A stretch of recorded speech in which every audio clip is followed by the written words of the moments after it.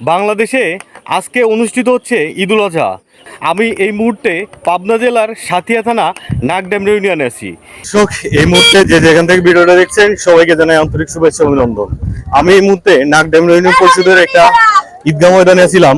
আপনারা যেমনটা দেখছিলেন, নাগড্যাম ইউনিয়ন পরিষদের চেয়ারম্যান তার এলাকাবাসীকে ঈদের শুভেচ্ছা জানিয়েছে।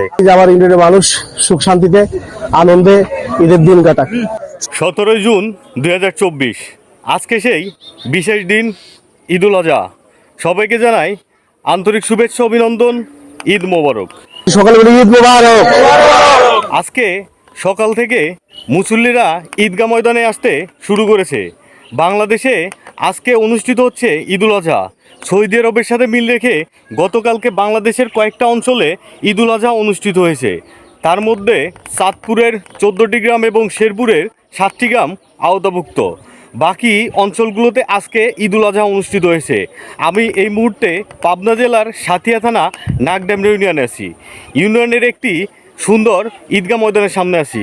এত সুন্দর ঈদগাহ ময়দান আসলে এর আগে কেউ দেখেছি না কিনা আমার সন্দেহ আছে, কারণ এর চারপাশে শুধু আবাদি জমি, মাঝখানে কোনো ঘরবাড়ি নেই।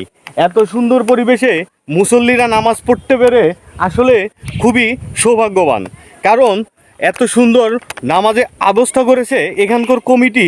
এটা আগে থেকেই প্রস্তুতি নিয়েছে। সকাল 8:30টার সময় এখানে ঈদের জামাত অনুষ্ঠিত হয়েছে। এলাকাবাসীকে আগে থেকেই বলে দেওয়া হয়েছে এখানে ঈদের জামাত অনুষ্ঠিত হবে 8:30টার সময়। যেহেতু 8:30টার সময় ঈদের জামাত অনুষ্ঠিত হবে, এই জন্য সকাল সকাল মুসল্লিরা ঈদগাহ ময়দানে এসে উপস্থিত হয়েছে।